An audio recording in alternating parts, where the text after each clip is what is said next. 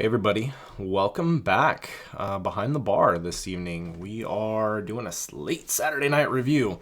I wasn't planning on doing this beer tonight. If you can tell by the growler, it's a special review this evening. Anytime you get a growler of gloriousness sent from the gods from Treehouse, it's a good night. On the back, they say 700 milliliters of love. You are lucky. You are holding the very finest ale we know how to brew. Its glory is fleeting, so drink it fresh with a friend and let your troubles wait for another day. Well, I was going to let this wait for another day, specifically next week before Thanksgiving. However, I discovered upon review that my growler was slightly leaking at the top. So I don't want to risk. This was put into growler on Saturday, so less than a week ago, by my good buddy Leo. You are a saint. I can only say it so much. I mean, I love Treehouse, and I wouldn't get to have it if it wasn't for you, so thank you. But this was grabbed then, got to me safely in the mail. No thanks to the USPS, but it was leaking, so I don't want to risk it losing any more CO2. It looks like that the liquid is actually keeping it kind of sealed, but you don't want to risk it. And this happened to my buddy Joe. I'm assuming his review is going to go up about the same time as mine because we got him the same day, so from Leo. And but I don't want to screw with this beer because I haven't told you what it is yet. I don't think you can see it on camera. I think the lights are screwing with it. So without further ado, it's actually a beer I've reviewed before, but we did it on Joe's channel. We did not a battle beers, but a head-to-head with Toppling Goliath Morning Delight and this beer. The #1 rated beer in the world on Beer Advocate. Let's see if I can get this to focus in there. There we go. Good morning. #1 rated beer on Beer Advocate, top 250, and has been for a while. This growler that sits back here from August 14th was Good Morning, that I took out to San Diego and shared with Joe. And this one is November 14th, so that's kind of funny to me. They were both on the 14th, but I didn't want to wait any longer. I didn't want to risk the carb, so I threw this in the fridge for 2 hours. Got it to, it's probably like 55, somewhere in there. But I didn't want to risk it. And still carb though, that's good. Let's get it into the glass. See if we still have some carbonation left. Oh yeah, we're pouring gloriously here, folks. You can see that. Oh my god. So we'll let this kind of sit and fill the basement with gloriousness. This smells ridiculous. So I was looking forward to doing this review. The main reason is that when we did this review before, we did it head to head with Morning Delight. I liked Morning Delight better, and it was mostly because of mouthfeel. And we thought about it after the fact. We should have done this first because I felt like it really overshadowed. Because you're talking about a kind of a different take on a beer. The ABV on Morning Delight's quite a bit higher. And the mouthfeel was it was thicker. You could tell there was more that went into it. So I'm glad I got to do this, but I've also heard this batch is better too. So I'm curious to see. I believe I gave it a 99 last time, 98, something like that. So I'll stop. I'm really excited for this review. Like very, very, very excited. So yeah, I'm glad the carb's still there and good. I'm drinking this whole damn thing myself tonight. I was going to share it with a buddy this next week. He's going to be pissed when he finds out I did this, but I didn't really have a choice.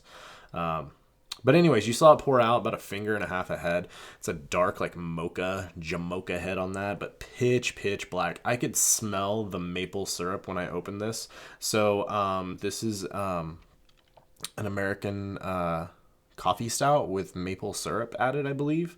And it comes in at 8.4% ABV. And as I said, I don't know.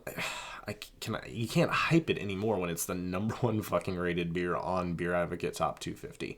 That's a list that changes all the time now because of the way they change the rating system. The fact that it's still up there ahead of KBBS and Morning Delight and all the Toppling Goliath stouts and all the others out there, it's incredible. So I'm going to drink the shit out of this. So we're 5 minutes in and I haven't even smelled it yet. So, yeah, let's see what she smells like. It smells like coffee, like sweet, like the maple syrup and the coffee just dominates this. I don't get like much of the like roasty malt or anything like this. It smells like I came down in the kitchen and somebody was cooking like French toast or pancakes or waffles and had a pot of coffee, like really aromatic coffee brewing. It smells like the best coffee house you've ever been in. It's just a perfect blend of that, like just maple syrup, the sweetness, and it's like a real legit maple syrup. It's not like fake syrupy like maple syrup. It's like legit. God, this smells freaking incredible. Oh my god. Holy shit. God, I don't remember it smelling this good. I remember Morning Delight smelling like this. I don't remember Good Morning smelling like this. So the nose has definitely kicked it up a notch, at least from what I remember. I don't know about you, but I want to drink the shit out of this right now. So I'm going to. Leo, thank you, buddy. Cheers.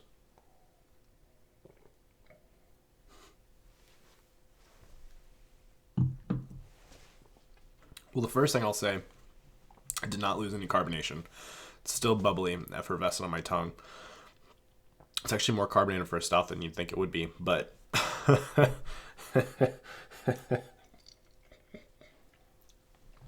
is it the number one beer in the world? Man, I don't know. I mean, it's crazy to me that a non-barrel aged stout is the number one rated beer in the world. That just blows my mind. And really, two of the top 3 beers on Beer Advocate are non-barrel aged stouts that are similar in style with the maple syrup and coffee. And this one's 8.4%. The mouthfeel is medium to heavy. It's not like that creamy like Toppling Goliath mouthfeel, but it's not thin. It's not even medium. It is a heavier mouthfeel.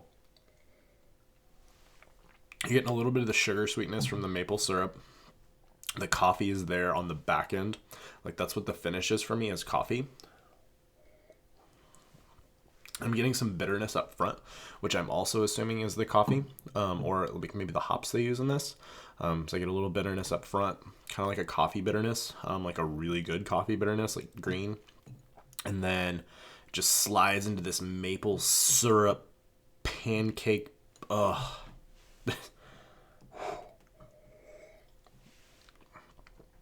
Oh my god.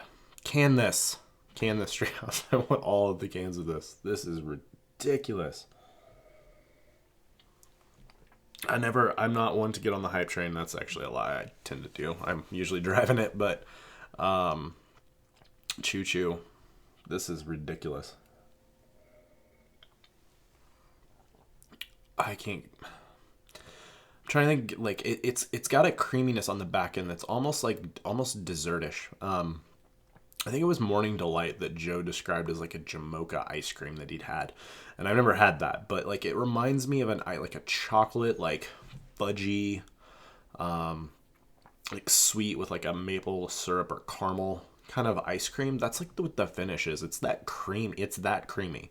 It just kind of slides off your tongue. It's wow. I'm so glad that the carbonation wasn't fucked on this beer. Wow. This is ridiculous. This is way better than I remember. Way better. I mean, I remember it being an incredible beer. I remember being blown away that it was 8.4%, but this is insane. This is so good. If they barrel aged this, like KBBS be damned, that would be the end of it. Like that would be the beer to get, because I can't even imagine this being in barrels. It doesn't need it though. Like I say that, and it just doesn't need it. At 8.4%, the fact that they get this much flavor out of this beer blows me away. You get a little bit of the roasted malts, like a chocolate malt, roasted malt, like a little bit of like sweetness, like caramel. Then you get like that chocolate, like fudgy chocolate on the finish, as I talked to you about. The coffee, the maple syrup. There's just a shit ton going on with this beer. I mean, and the crazy thing about this is, so shocker alert. I feel like I need to disclose this because this was an issue on Untapped earlier tonight. Maybe not an issue, but some people were claiming that my buddy Joe like got an inside job to get his growler because we got them in the mail on Thursday, and people were claiming that there's no way he could have gotten it in the mail in San Diego because everybody said it was released this week. That is incorrect. It was a silent release that they did last Thursday or Friday. I think it was Friday. It was Friday. They just like randomly posted a picture of an old bottle on a Facebook group, and then people that were in line, like everybody kept it pretty hush hush because I couldn't confirm for hours that they actually had it until somebody posted a picture of the board that had it listed. So it was released last week. Mine was filled on Saturday. Joe's was filled on Friday because you can only do one growler limit a day. And yeah, so we managed to get our growlers. But it was released then. Got it in the mail. It is. I kind of wish that I would have saved this, though. To be honest with you, I'm glad the carb's good, but I couldn't risk it. I didn't want to open it and it be flat, because that would make me cry a lot. But yeah. I don't know how much more I can say about it. I mean, you see, it's just that is somebody who lives in a town that's the craft beer phase is starting to really happen, and a lot of new breweries are opening. I hope breweries take notice. Like this is what you should strive for. Like this is what you want to brew. This is, I mean, it's the number one rated beer in the world. And I know only one person can do that. But Treehouse's entire lineup is ridiculous. It's ridiculous. I know I protest it all the time, or profess it. But I feel like it needs to be said. Every one of their beers is typically my favorite of the style that they make. They don't even make a barrel-aged beer. I know they are going to, which I'm really excited about. But I've never had any like their like old bottles that they did. I think they did a sour at one point, maybe. I don't know. But like their amber ale is the best amber ale I've ever had. Their blonde ale that they do with different hops is the best blonde ale I've ever had. And my favorite IPA on earth is there. According to my last battle beers, my favorite double IPA is there. I mean, they're killing it. They're all about quality. They've figured it out. They know how to brew. They know how to be consistent, and they always want to get better. Like, I'll use a great example is Haze. That beer I didn't like as much when they first started brewing it, but they've refined it and gotten it better each time, and now it's incredible, and they keep doing it, and this is better than last time I had it. It is. And it's ridiculous, guys.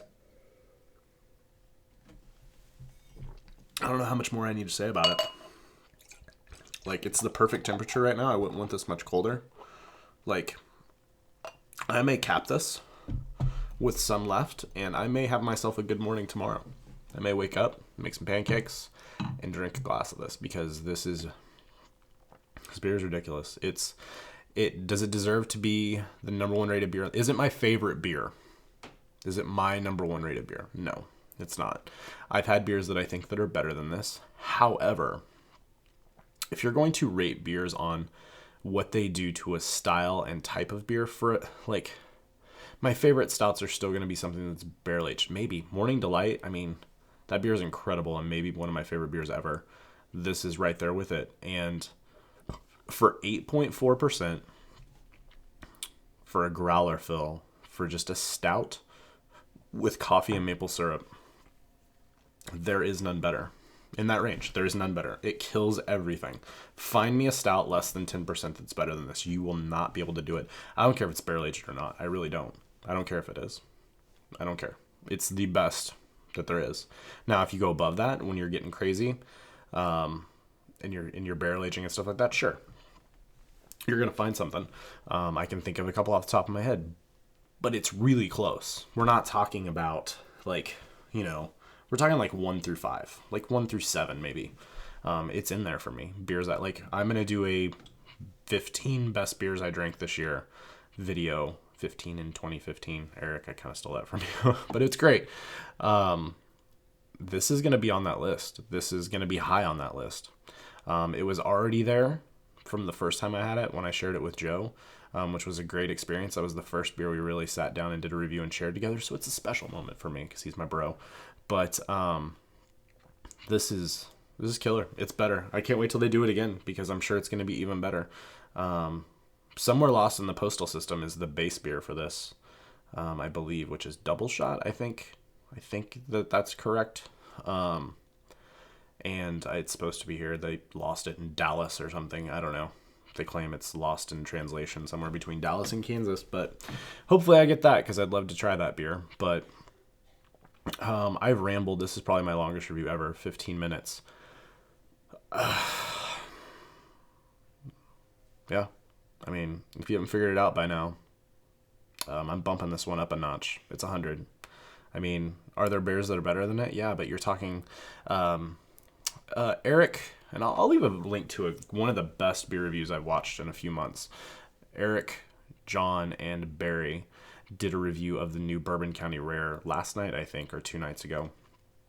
And Eric talked about for a bit about, like, I give hundreds out a lot of us do, and do beer review, and it's not to diminish a perfect beer. Like, to me, there is nothing I would change about this beer.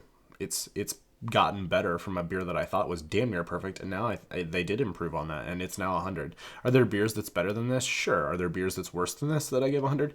Sure. But now you're just talking upper end, right? Like, you know, when people are like, we can only really give one 100. Well, no, when you were growing up and you were in class in kindergarten, or let's just say 5th grade, and there was a test, more than one person could get a fucking 100 on a test. All right, there could be 7 people in a class that got 100 out of 30. They're the best of the best. They're all up there. Some of those kids are better than others, but they all got 100 on the test. So that's where I'm going to leave this one. Treehouse continues to shock and awe with me. I can't wait to go there. I'm going to make it happen next year when I'm going to be up near there for an arcade thing in June, and I will be there. I will go to Treehouse. So I don't care if I miss a day of the arcade tournament. I'm driving there just to go there. I don't even care if I buy beer. I just want to go there, just let it sink in. Like, I spent so much money and I drink so much Treehouse. I feel like I need to. So, regardless, I've rambled long enough. Leo, thank you again. It's going to be weird for people that follow Joe and I. We're going to put this up the same night, but we both had the same issue, so I kind of feel like I had to, or I was going to save it, but as he was going to as well. But regardless, we both got to drink an amazing beer, and there's a little bit left that they're doing tomorrow, so if you watch this late tonight, because I'll try and upload it tonight, try and get some, but good luck. But next time it's around, trade for this beer. It's worth it. It's worth anything you can give up for it. It's worth it. So do it. And Treehouse, good morning. #1 rated beer in the world on Beer Advocate. We just did it behind the bar. We just did it. Thanks to Leo. And we'll leave it at that. 100 out of 100. Nothing else left to say. Drop the mic. Get the fuck out of here. Everybody go home. You can't do better. So we'll leave it there. Thanks for the likes. Thanks for the subscribes. Thank you very much for the comments. Thanks for watching Behind the Bar. Until next time, guys. Cheers.